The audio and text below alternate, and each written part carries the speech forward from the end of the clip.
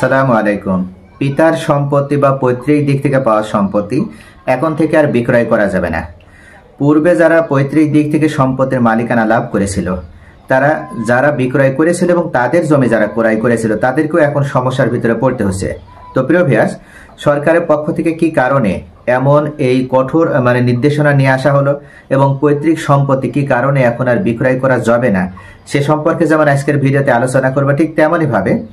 পূর্বে যারা বিক্রয় করেছে এবং যারা ক্রয় করেছে তাদের দলিল রয়েছে, তাদের নামজারি রয়েছে, এমনকি তারা প্রত্যেক বছর খাজনা প্রদান করে, তাহলে তাদের ক্ষেত্রেও কি কোনো ধরনের অসুবিধা হবে কিনা সে সম্পর্কেও আজকের ভিডিওতে বিস্তারিত আলোচনা। তো প্রিয় ভিউয়ার্স, অবশ্যই মনে রাখবেন ভিডিওটি গুরুত্বপূর্ণ, তাই কোথাও স্কিপ না করে মনোযোগ সহকারে দেখবেন। ইনশাআল্লাহ অনেক বেশি উপকৃত হতে পারবেন। তবে এখানে একটি বিষয়, পৈতৃক দিক থেকে পাওয়া সম্পত্তি হোক আর মায়ের দিক থেকে পাওয়া সম্পত্তি, অর্থাৎ এক কথায় যারাই উত্তরাধিকার দিক থেকে সম্পত্তির মালিকানা লাভ করেছে তাদের ক্ষেত্রে এই নির্দেশনা এবং এই সমস্যার কথা বলা হয়েছে।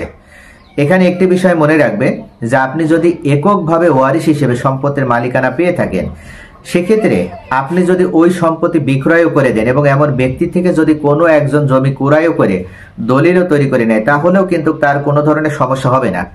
কিন্তু যখনই পৈতৃক দিক থেকে ওই সম্পত্তিটা একজন নয় একাধিক মালিক মিলে উত্তরাধিকার দিক থেকে মালিকানা লাভ করছে, তখনই মূলত তাদের ক্ষেত্রে এই সমস্যায় পড়তে হচ্ছে। এখানে সব থেকে বড় যে সমস্যা সেটা হচ্ছে, অনেক সময় দেখা যায় যে সম্পত্তিটা বেশ কয়েক বছর পূর্বে হয়তো বিক্রয় হয়েছে এবং যারা জমিটা ক্রয় করেছিল, সেখানে একজন হোক আর একাধিক হোক, যারা কয়েকজন মিলে সম্পত্তিটা ক্রয় করেছিল তারা ওই সম্পত্তিতে দীর্ঘদিন ধরে ভোগ দখল করছে, বা তারা সেখানে মূল্যবান কোনো প্রপার্টি তৈরি করেছে, বা বিল্ডিং, অ্যাপার্টমেন্ট, যে কোনো কিছু, এক কথায় তারা সেখানে প্ল্যান মাফিক কোনো কার্যক্রম বা কোনো প্রজেক্ট গ্রহণ করেছে। এখন এটা শহর অঞ্চলে হোক আর গ্রাম অঞ্চলে জমি হোক, উভয় জায়গাতেই এই সমস্যার ভিতরে পড়তে হচ্ছে। অর্থাৎ অন্য যে ওয়ারিশরা রয়েছে তারা এখন যদি ওই সম্পত্তি গ্রহণের ক্ষেত্রে কোনো ধরনের আপত্তি করে, তাহলে খুব সহজেই তারা কিন্তু ওই সম্পত্তি তারা গ্রহণ করে নিতে পারবে। এবং এই ক্ষেত্রে যে ব্যক্তি ওখানে বাড়ি করে স্থায়ীভাবে বসবাস করছে বা জমিটা দখলে রেখেছে, সে কিন্তু কোনো কার্যক্রম গ্রহণ করে বা কোনো কৌশল অবলম্বন করে সেই সম্পত্তি টিকে রাখতে পারছে না। আর এখান থেকে তৈরি হচ্ছে নানা ধরনের ফিতনা এবং এখান থেকে নানা ধরনের সমস্যা তৈরি হচ্ছে, এবং যার কারণে কিন্তু সরকারের পক্ষ থেকে এই নির্দেশনাটা নিয়ে আসা হচ্ছে যে কোনোভাবেই আর পৈতৃক সম্পত্তি বা উত্তরাধিকার দিক থেকে পাওয়া সম্পত্তি, এই একটি কারণ যতক্ষণ পর্যন্ত সমাধান না হবে ততক্ষণ পর্যন্ত কোনো ব্যক্তি চাইলেই আর বিক্রয় করতে পারবে না। তো এখানে যে মারাত্মক কারণের কথা বলা হচ্ছে সেটা হচ্ছে, যারা পৈতৃক দিক থেকে সম্পত্তির মালিকানা লাভ করছে তারা ফারাইজ অনুযায়ী বা মুসলিম ফারাইজ বা উত্তরাধিকার দিক থেকে তারা সম্পত্তির মালিকানা লাভ করেছে। এখন এটা আপনার ধর্মীয়ভাবে আপনি মালিকানা পেলেন, কিন্তু বাংলাদেশের আইন অনুযায়ী আপনাকে তো স্বীকৃতি পেতে হবে। যদি আপনাকে আইন অনুযায়ী স্বীকৃতি পেতে হয় তাহলে আপনাকে একটা ওয়ারিশান সনদ প্রয়োজন হবে,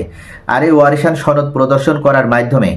আপনি যে ব্যক্তি মারা গিয়েছে তার সম্পত্তির বৈধ ওয়ারিশ এটা প্রমাণ করে তখন ওই সম্পত্তি আপনি চাইলেই বিক্রয় করতে পারবেন বা নিজের নামে নামজারি করতে পারবেন এবং খাজনা প্রদান করতে পারবেন। কিন্তু অনেক ক্ষেত্রে দেখা যায় যে পূর্বে এই শুধুমাত্র ওয়ারিশান সনদ দেখানোর মাধ্যমে যারা নামজারি করে নিয়েছে বা যারা সম্পত্তিটা বিক্রয় করেছে এবং তাদের কাছ থেকে যারা সম্পত্তিটা ক্রয় করেছে, ওই সময়ে যারা বন্টননামা দলিল বা বাটোয়ারা দলিল ছাড়া সম্পত্তি ক্রয় করেছিল তাদের ক্ষেত্রে এই সমস্যার ভিতরে পড়তে হচ্ছে। সব থেকে বড় যে সমস্যাটা হচ্ছে সেটা হচ্ছে, দেখা যাচ্ছে যে কোনো একজন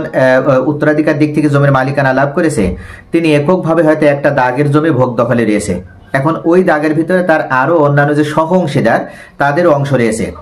কিন্তু ওনার বিশেষ প্রয়োজনে উনি ওই দাগের যে জমিটা সেটা বিক্রয় করে দিয়েছে।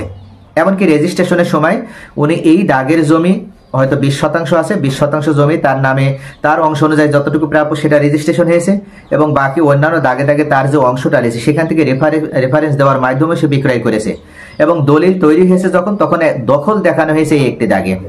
এখন এই যে একটি দাগে দখল দেখানো হয়েছে, এটা মনে করে যে ব্যক্তি ক্রেতা, যে ব্যক্তি ক্রয় করছে, তিনি হয়তো মনে করছে পরবর্তীতে আর কোনো অসুবিধা হবে না, এটা হয়তো আমার নিট অ্যান্ড ক্লিন দলিল হয়ে গেল, আমি এটা দখলে রাখতে পারবো, কোনো ধরনের কোনো অসুবিধায় পড়তে হবে না।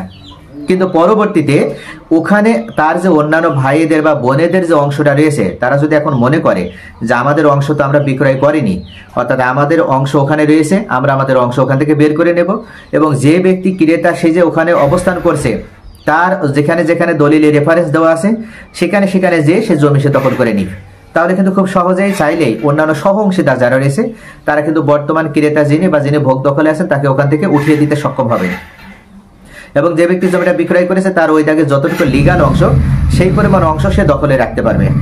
তাহলে প্রিয় ভিউয়ার্স, বুঝতে পারছেন, যদি এরকম হয় কোনো একজন ক্রেতা যদি ধরে নেন আপনার ক্ষেত্রেই হয়তো আপনি এমন একটা জমি ক্রয় করেছেন, উত্তরাধিকার দিক থেকে বা পৈতৃক দিক থেকে সে ব্যক্তি মালিকানা লাভ করেছে তার সম্পত্তি, এবং পরবর্তীতে আপনাকে কিছুদিন পর হয়তো সেই সম্পত্তি থেকে আপনাকে উচ্ছেদ করে দেওয়া হচ্ছে, আপনি যার থেকে ক্রয় করেছেন তার অংশ সেখানে যতটুকু আছে সেই পরিমাণ অংশ আপনি ধরে রাখতে পারছেন, বাকি অংশ আপনাকে ছেড়ে দিতে হচ্ছে, এবং আপনাকে বিভিন্ন জায়গায় জায়গায় যেয়ে অংশের দখল নিতে হচ্ছে। তখন কিন্তু আপনার জন্য যেমন চাষাবাদ করাও কষ্টকর, ঠিক তেমনি ভাবে বাড়ির জমি যদি হয় বা ভিটা জমি যদি হয় সেক্ষেত্রে ওখানেও কিন্তু আপনার বিভিন্ন জায়গাতে যে দখল করাটা কিন্তু অত্যন্ত একটা ইম্পসিবল বিষয় হয়ে দাঁড়ায়। আর এই কারণেই নানান ধরনের ফিতনা তৈরি হয়, অনেক সময় দেখা যায় যে এটা মামলা মোকদ্দমা পর্যন্ত হয়, এমনকি সেখানে বড় আকারে কোনো গোলযোগ পর্যন্ত সৃষ্টি হয়। বর্তমান অন্তর্বর্তীকালীন সরকার যেহেতু জনবান্ধব সরকার, এবং এই সরকার চাচ্ছে যে এখন পর্যন্ত দেওয়ানি আদালতে যে মামলার যে পরিমাণ সেটা প্রায় 20 লক্ষ প্লাস ছাড়িয়ে গিয়েছে। গত বছরে যে পরিমাণটা ছিল 18.5 লক্ষ, আবার এই রিসেন্টলি আরো নতুন করে মামলা দায়ের হওয়ার কারণে দেওয়ানি সংক্রান্ত যে মামলাগুলো সেটার পরিমাণ প্রায় 20 লক্ষ ছাড়িয়ে গিয়েছে। এখন এই মামলা মোকদ্দমার হাত থেকে সাধারণ জনগণকে যদি রক্ষা করতে হয় এবং মামলার পরিমাণ যদি কমাতে হয় তাহলে অবশ্যই স্বচ্ছতা নিয়ে আসতে হবে। আর এই স্বচ্ছতা নিয়ে আসার কারণেই সরকারের পক্ষ থেকে পৈতৃক দিক থেকে যে সম্পত্তিগুলো এবং পিতার দিক থেকে পাওয়া যে সম্পত্তি, সেই সম্পত্তি যদি একাধিক অংশীদার মিলে প্রাপ্ত হয় তাহলে এখন বর্তমান অন্তর্বর্তীকালীন সরকারের পক্ষ থেকে বন্টননামা দলিল বাধ্যতামূলক করা হয়েছে। শুধু বাধ্যতামূলক করাই হয়নি, সেখানে প্রজ্ঞাপন জারি করার মাধ্যমে এটাকে স্পষ্টভাবে জানিয়ে দেওয়া হয়েছে যে একেবারে বাংলাদেশের প্রত্যেকটা মৌজায় বা প্রত্যেকটা সাব রেজিস্ট্রার কার্যালয় বা এসিল্যান্ড মহোদয় এখন থেকে প্রত্যেকটা ভূমি অফিস এই প্রজ্ঞাপনের আওতাভুক্ত হয়ে যাদের বন্টননামা দলিল নেই বা যারা বাটোয়ারা দলিল তৈরি করতে পারেনি তারা কোনোভাবে আর এই সম্পত্তি ক্রয় বিক্রয় করতে পারবে না। যদি বিক্রয় করতে যায় তাহলে কোনো সাব রেজিস্ট্রার কার্যালয় বা সাব রেজিস্ট্রার মহোদয় এটা রেজিস্ট্রেশন করে দিতে পারবে না। যদি রেজিস্ট্রেশন করে দেয় তাহলে তিনি অবশ্যই দোষী সাব্যস্ত হবে। আর যদি কোনো এসিল্যান্ড মহোদয় নামজারি করে দিতে চায় তাহলে তাকেও দোষী সাব্যস্ত করা হবে। তো প্রিয় ভিউয়ার্স, এখানে অবশ্য সরকারের পক্ষ থেকে জানানো হয়েছে যে বন্টননামা দলিল বাধ্যতামূলক, বাটোয়ারা দলিল ছাড়া আপনি কোনোভাবে এই জমি যেমন নিজের নামে নামজারি করে নিতে পারবেন না, ঠিক তেমনি ভাবে জমিটা বিক্রয় করতে পারবেন না। তবে একটা সুযোগ দেওয়া হয়েছে, সুযোগটা হচ্ছে যে আপনারা সকল ওয়ারিশেরা মিলে সম্মিলিতভাবে যদি নামজারি করে নিতে চান তাহলে এসিল্যান্ড মহোদয়ের কাছে শুধুমাত্র একটা ওয়ারিশান সনদ, সঠিক একটি ওয়ারিশান সনদ জমা দেওয়ার মাধ্যমেই আপনাদের পৈতৃক দিক থেকে পাওয়া যে সম্পত্তি সেই সম্পত্তির যোগ্য মালিক হিসেবে আপনারা নিজেদের নামে নামজারি করে নিতে পারবেন,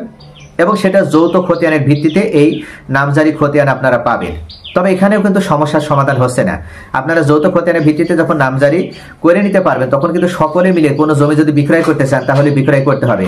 আপনি এককভাবে কিন্তু বিক্রয় করতে পারছেন না।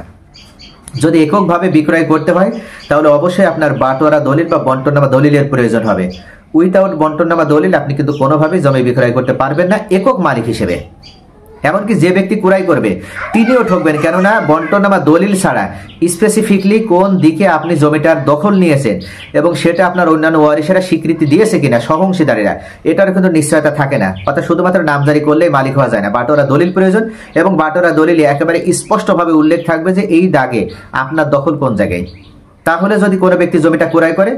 এবং সে যদি ওই জমি আপনার কাছ থেকে সম্পূর্ণভাবে ক্রয় না করে আপনার অংশটুকু যদি ক্রয় করে তাহলে সেই দখলটা সে ধরে রাখতে পারবে যুগের পর যুগ এবং আজীবন।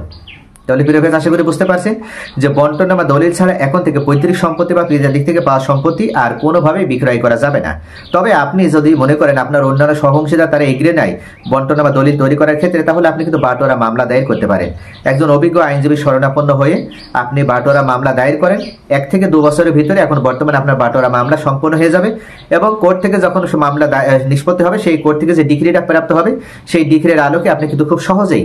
জমির মালিক হিসেবে আপনি ওই সম্পত্তি নিজের নামে নামজারি করে নিতে পারবেন, আবার বিক্রয় করতে পারবেন।